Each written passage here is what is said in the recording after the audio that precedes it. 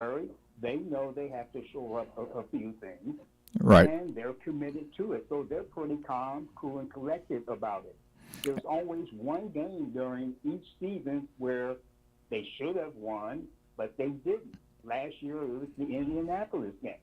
So this was the game this year. And if you guys remember last week, and Coach kind of chided me about it, I said if the Chiefs win, so Yes. I'll stick that in my back pocket. Yes. So it is one of those games, division games, as we well know from watching these teams play over the years in the AFC West. You just kind of throw the records out the door because they are rivals. You play these guys twice a year, so you have a read book on them. So anything within division play can happen. So this, yes, it was a surprise, but let's get it out the way and on to Germany. Yes, absolutely. So, and I've got some stats here. Um, with that loss, I mean, six things, or actually seven things happened. The Chiefs, their 16-game winning streak with the Broncos ended. Their 13 straight division wins ended. I mean, that is an incredible streak. 6 games in a row that they had won. They had the longest winning streak in the NFL. Now they have one of the longest losing streaks in the NFL. And then Patrick Mahomes, he had 29 straight games with a passing touchdown. He won 16 straight road games versus the AFC West. In fact, he hadn't lost on the road. It was going to happen. Tom Brady, who is considered arguably the greatest quarterback ever, had lost on the road. And then 12 straight wins against the Broncos. And then here was the other thing. It was the first time in 41 games that the Chiefs lost by more than 5 points. Mm-hmm. So they either won or they lost by 5 points or less. So that was their first game, and it was a multiple score loss. But they were still in the game roughly until McCole Hardman fumbled the ball, and then it was kind of academic there. So, but like I said, their focus. I mean, Travis Kelce was mad. He was angry. It wasn't like he was pointing fingers, but he was like, "Look, we got to get better. The defense has been carrying us, and we've had a great defense." They had only given up three. Well, it was 3 touchdowns, but it was because the turnovers were deep in the ends in their territory, and Wilson was 13 of 19 for 112 yards in the 2 games. He threw for less yards than Patrick Mahomes did in that game against Denver. Absolutely. Yeah, it was a very uncharacteristic performance for the Chiefs. It is what it is. Again, the expectations that go along with being the Chiefs and being so prolific on offense throughout the Mahomes era is always going to have a skewed overreaction or overcorrection when they do lose a game, and in the style and the manner in which he's always been good at protecting the ball. And he did not protect the ball this particular weekend. It's what happens in the NFL. It's going to happen. Right. Don't care who you are. And so this league always has a way of keeping people engaged and humbled as fans. Yeah. And Sunday was a classic example of that. Well, and, as a fan, we have been spoiled immensely for the last 5 Absolutely. years. So we're always expecting them to win by 21 points. And it doesn't matter if it is the best team in the NFL or the worst team in the NFL. I mean, we could have been the New York Jets and the New York Giants, who punted more times in the game than points scored in the game. Yes. You sure that wasn't a game from like 1922? Yeah. Well, and you just never know how it's going to turn out. But so when you were talking about Mahomes and his streak of games with a touchdown, we would expect that in today's modern NFL.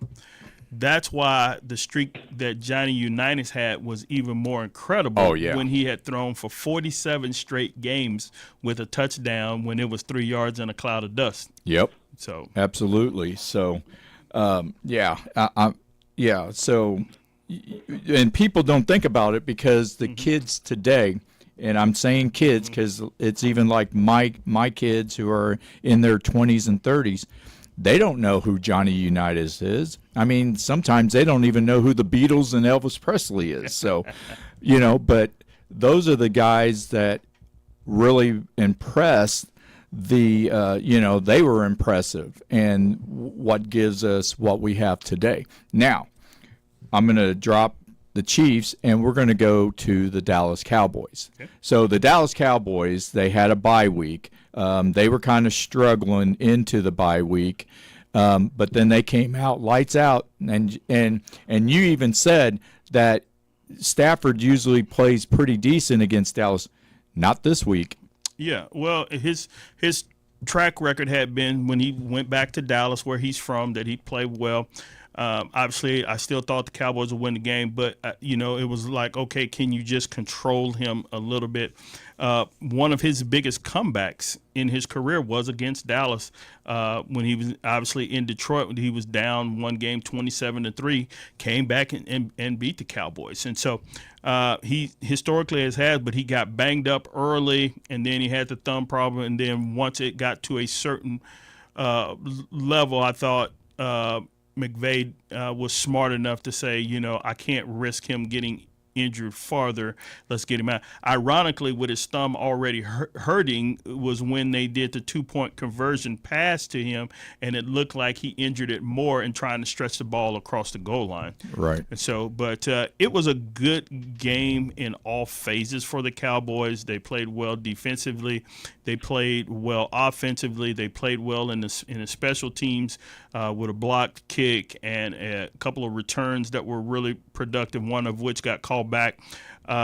They looked very impressive, but none of that will really matter if they don't go out and produce this week against the Eagles. Right, absolutely. So, but this is their time to shine. And as you said, and I agreed, Dallas plays well against Philadelphia. And out of all this, the one team we're not talking about is the only team that has done this in roughly the top 10 teams is San Francisco, losing 3 straight games. Nobody is even talking about that. Well, I think there is some concern with people. I certainly didn't think they would go to lose 3 games in a row. Yeah, you can lose back-to-back, but to lose 3 games in a row with the type of roster that they have, but part of it, too, has been a little bit of Brock Purdy coming back to earth a little bit. Now that he's been a starter for roughly 18 games now, there's more evidence, there's more film on him to see what his tendencies are, things like that. Deebo Samuel's being out, I do think, affects that offense and some of the things that they can do. But they just have not played well since their demolition of the Cowboys. And so we don't know if that was, as we golfers would say, a post-birdie letdown or what, but they have not played well, and so now they find themselves scrambling, and their schedule is not really going to let up for them. The Seahawks are gaining more confidence each week and actually lead that division now, and so it's going to be very, very important that the 49ers find a way to right the ship. Absolutely. The 49ers are 6th. So if the playoffs ended today, they are 6th. So they would have played probably they would have been playing the Lions based on this, because the Eagles would have the bye week. Seattle is 2nd, Lions 3rd, and Falcons 4th. Mm-hmm. So the Detroit Lions would have been playing the 49ers in Detroit, not in San Francisco. So, I mean, they've got a lot of work to do. And as you said, Brock Purdy is kind of grounded now, because he was a robot. He was an AI. I'm surprised people wasn't saying he was Patrick Mahomes, the way he was going. But he has really became humanized. And so he's got a lot to do. I think most of people who are true dissectors of the game realize that the supporting cast and what Kyle Shanahan was able to do. We're able to say this guy's playing well, but he does have limitations, right? Right. There's a reason why he was passed over all of those respective times. What we've seen the last 3 weeks is the game now having to be put in his hands, Right. and him not manage the game, but him now having to dictate the outcome of the game, and it has not come up in their favor. Now, that is not to ridicule this young man or anything. It's hard to play quarterback in the NFL. Right. But there was a reason why he was a 7th-round pick. Yes. And a lot of quarterbacks and a lot of teams want that to happen. They want to put their hands into maybe less experienced quarterbacks, let them try to win the game rather than, depending on a running back or a receiver, put it in the hands of a quarterback who may be a little suspect. And right now he's possibly hit the wall a little bit. The adrenaline has worn off. So now the game is probably a little faster than it was when he first started because he doesn't have that adrenaline rush. So, but I think the 49ers will come back to earth. I don't see them losing 4 games in a row. That's for sure. Right. I get that. So we are here at halftime on any given Sunday on KUAW. We're going to take a quick break, and then afterwards, Marvin, I greatly appreciate you coming on the show and talking with us. I greatly appreciate that very much. And pimp your show again. Okay, yes, on the record. You can find it on Spotify. It drops every Tuesday. I have no idea what I will be talking on next week, but I'll let the awesome voice know, and he can pass it along to all of his friends and followers. Absolutely. So we're going to take a quick break, and then when we get back, we will talk about this week's games, when we have a lot of really good games going on. So we are any given Sunday on KUAW.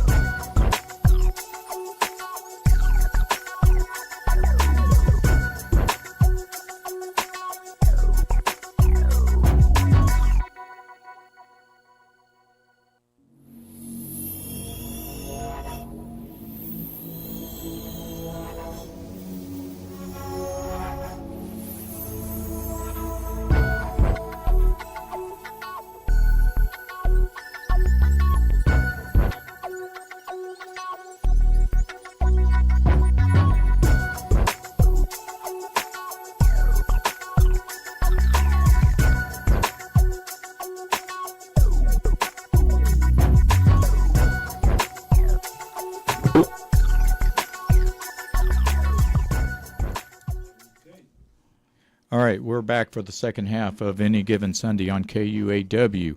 Coach 24, Darwin Penny, DJ Scatter, George Walker, and I am Brian Kress, the Awesome Voice. Last week, you did pretty good. You only lost 4 games, considering the week before it was a bad week. But here's the thing. The NFL Network guys had a bad week, but guess what they did not do? They did not show their records. We will at least admit, and I will show, when I really have a bad game and stuff like that. We were just as good as they were, or just as bad as they were. But last week, you did very well. You tied Michael Irvin. Now, I do not know what they did with Buffalo and Tampa Bay. I imagine all those guys picked Buffalo, and I imagine all those guys picked Detroit. So I'm just going to base it on that. I had 6 losses. You had 4 losses. Marvin had 4 losses. Rich Eisen had 6. Steve Mariucci had 5. Kurt Warner had 6. Kyle, who is on Good Morning Football, he had 4 misses, and Michael Irvin has 4 misses, and I believe he is near the top. I think Rich Eisen was ahead, and I don't know how he was ahead of everybody, but Michael Irvin has been the one that's been performing pretty good this year. So, saying that, we're going to get into our picks for this week. So we've got Tennessee and Pittsburgh. Tennessee had an impressive performance and a rookie quarterback who came in, and he was actually kind of the left-out one out of all the quarterbacks that were drafted in the first and second round. But he threw 4 touchdown passes, which is one of 3 players to have done that, and I don't know who the other 2 are. But they are going up against Pittsburgh, and Pittsburgh, their offense is horrendous. They are actually second worst in the NFL in total yards, minus 776, and in every game they had been outgained in the game. So, I mean, for a fact to be 4-3 with that type of stat, and we're talking about Kansas City, that's not bad. Saying that, what do you have? I'm looking at the game tonight, and I'm going to go with the home team. I think when you have something new and people don't have an opportunity to prepare for a quarterback, that sometimes can be an advantage to you. I'm still not that high on Pittsburgh, but they are playing at home. And I totally agree, because Pittsburgh in the last 20 years are 15-1 against rookie quarterbacks. So, and I don't see Levi's coming in and winning 2 straight and throwing the ball the way he did, like he did last week. So I have Pittsburgh too. So roughly the game of the week. In some people's eyes, there are several games that you could say game of the week, but we're going to say the game of the week in Europe, Miami versus Kansas City. It's amazing. One team got there a day earlier than the other, and people are making a whole lot out of that and stuff. So, but I think the Chiefs bounce back this week.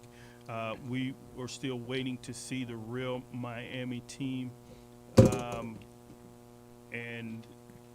but I do think it's going to come down to turnovers, and whichever team turns the ball over. But I got the Chiefs. I got the Chiefs by 10. And I agree. I think the Chiefs will score more points. They will definitely score more points than they did last week. But I really think with Patrick Mahomes, he is not happy. I know Andy Reid is not happy, and I know Travis Kelce is not happy. And they are, even though the defense has never really been the stalwart of the last 5 years, they want to help out the defense. I say Kansas City 31-21. So now we've got Minnesota and Atlanta. Now, Kirk Cousins is out for the year. They brought in Josh Hobbs from Arizona in a trade. So they got him, and supposedly they're going to start him up against the Atlanta Falcons. Yeah, and I think that's just too hard for a guy to go in first week and to do that. If it was Cousins playing, I'd pick Minnesota, but I'm gonna give the Falcons the advantage at home. Absolutely, because one, he was 1-6 or 1-7 when he was playing with Arizona, knowing all the playbook and everything else, and he is still doing it without the best player on Minnesota's team. I've got Atlanta also, Seattle and Baltimore. Surprisingly, one of the best games of the weekend. Absolutely. People still really don't buy into Geno and the Hawks. I'm gonna call him. If they were in New York, he'd be almost like Benny and the Jets, the old Elton John song. So, but I'm gonna go with the Ravens. The Ravens are playing well. I think they finally got Lamar some pretty decent receivers. He settled into his own, and he looks comfortable. He looks healthy, and the Ravens always play good defense. And so I'm gonna go with the Ravens.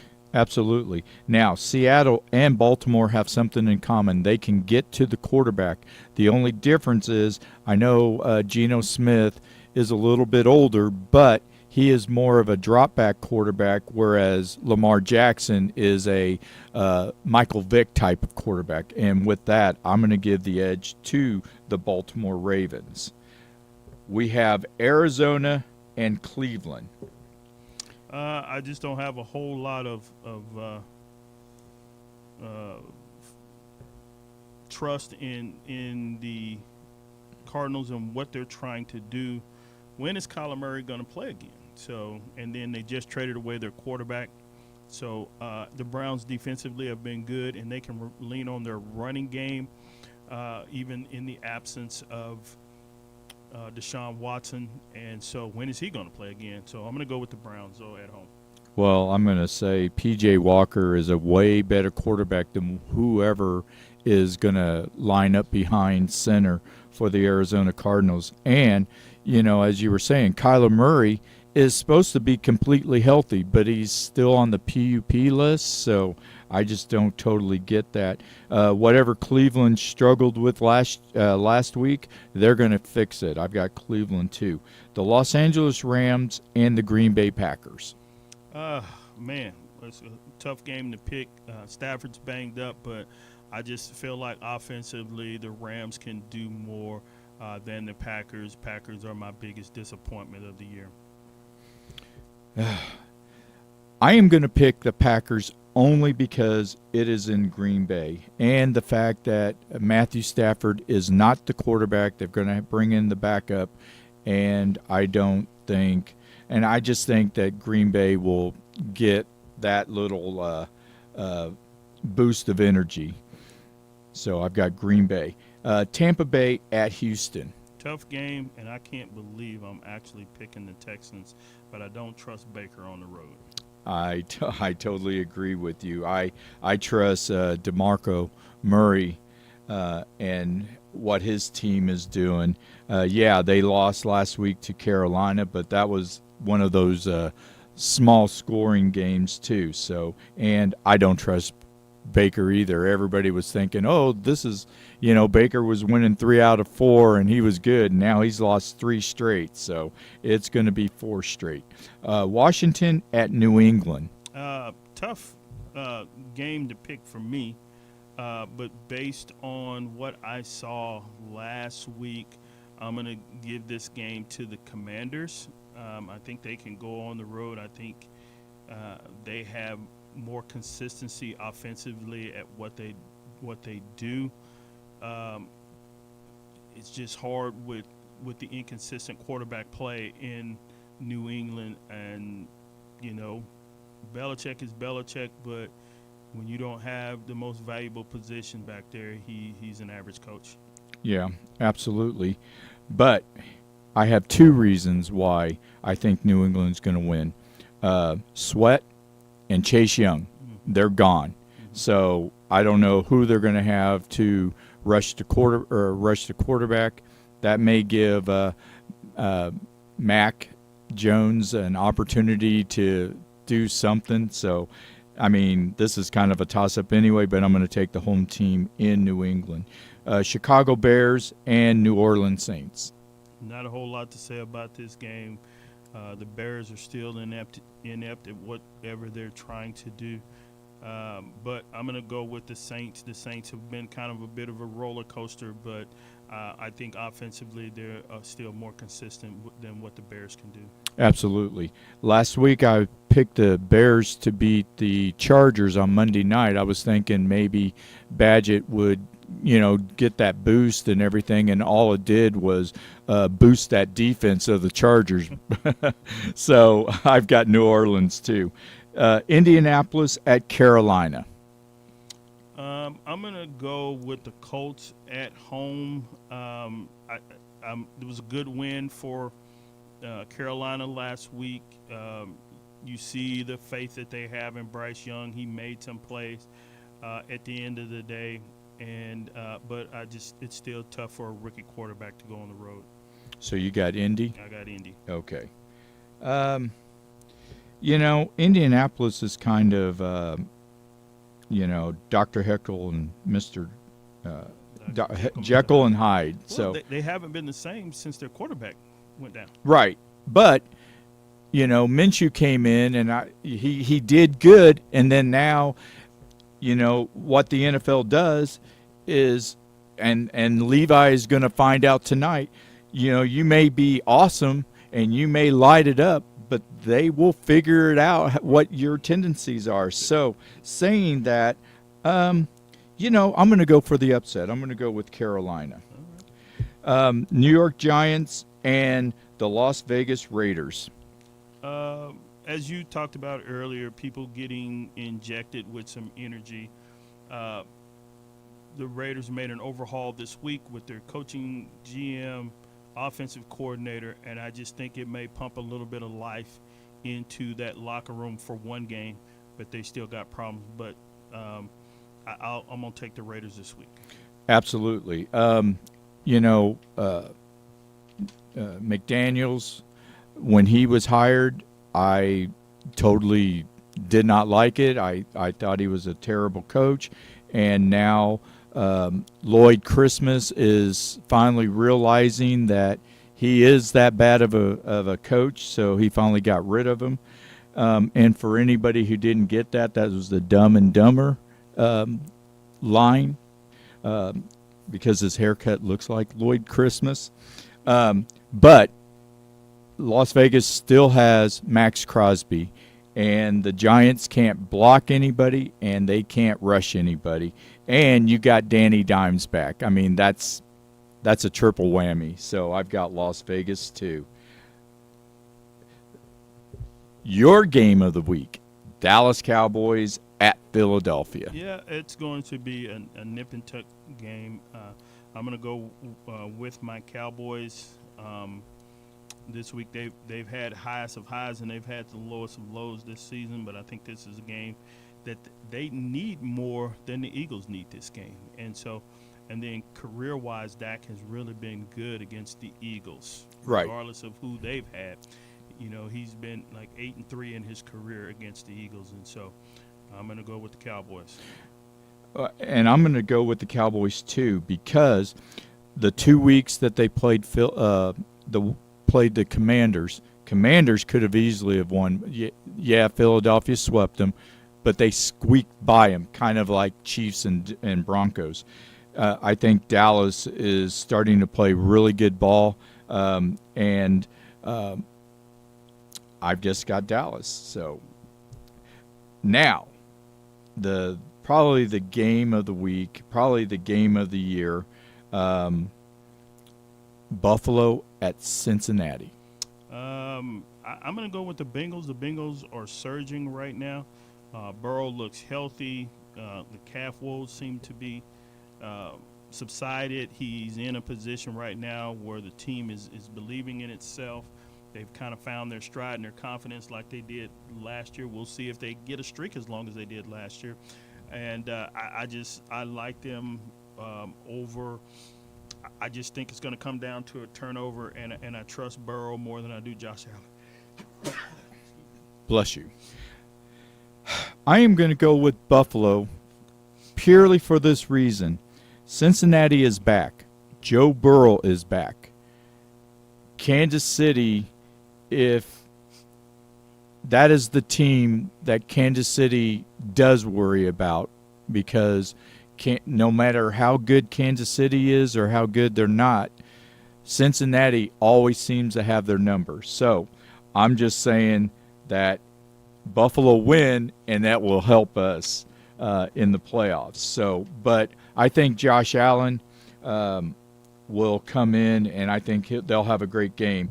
And if you realize, Cincinnati was leading that game when he had that heart attack on the field. So Monday Night Football, two surprisingly playoff type teams, the Chargers at the Jets.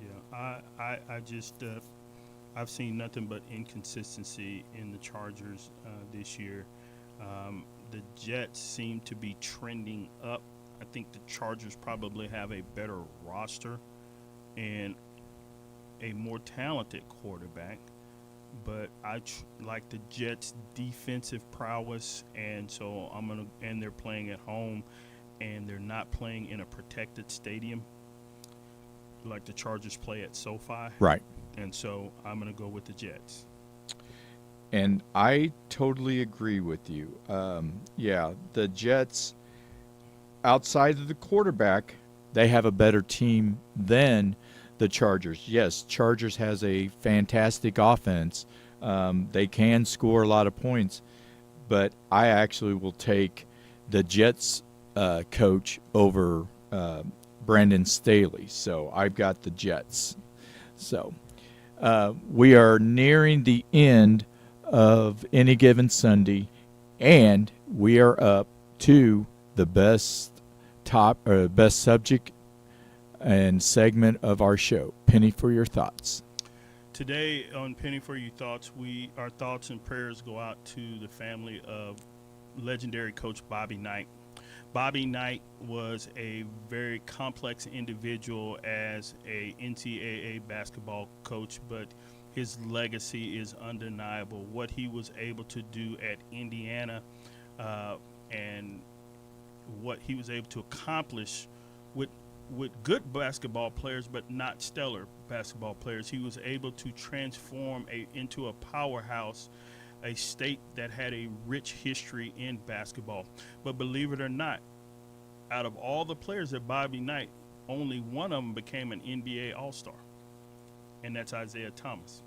Oh, yeah. They won 3 national championships in Coach Knight's there. But his legacy even goes deep into the coaches that he developed, several guys that are now either NBA or college head coaches. His graduation rate was really, really high. Most people will remember some of his most volatile moments because he demanded the best of his players. And those who stuck it out all have become great individuals, whether it was in the game of basketball or outside of the game of basketball, because of how Coach Knight challenged them. You look at some of those that are closest to him, and if you ask them, if you had one phone call to make in the middle of the night with a tough decision, who would you call? And to a man, they said Coach Knight. Oh, absolutely. Okay? He pushed them. He challenged them. Okay. Isaiah Thomas talks about when he came to recruit him that he was so passionate about getting Isaiah that he almost got into a fist fight with Isaiah's older brother because that's how passionate he was as an individual. But make no mistake, what he was able to do with the Steve Alfords of the world, the Mike Davises of the world, the Isaiah Thomases of the world, and a little known fact that of the close relationship that he and Bill Parcells had, because for 2 years while they both were at Army, Bill Parcells coached basketball with Coach Knight there at Army, and he said it had a lasting impact on his career in football because of the discipline and the structure and how he challenged his players. And so tonight in our thoughts, we salute the legendary coach Bobby Knight on a career, a legacy, and a footprint on the game of basketball. Absolutely. So, yeah, I can't say any more. I mean, he wasn't a phenomenal man. So we are going to end the show. I know it's a minute or two early, but I think this was a phenomenal show, and there's nothing more to say. So with that, and I really appreciate you making it out tonight. We had talked earlier in the week, and I wasn't expecting you. So, but for you to make it out, it shows you're just phenomenal. You're awesome, and I love you for that. And Mr. Walker, you're awesome too. So, with DJ Scatter, George Walker, and my brother with another mother, Coach 24, Darwin Penny, I am Brian Kress, the Awesome Voice. Be awesome, not angry, and you guys have yourself a phenomenal sports weekend.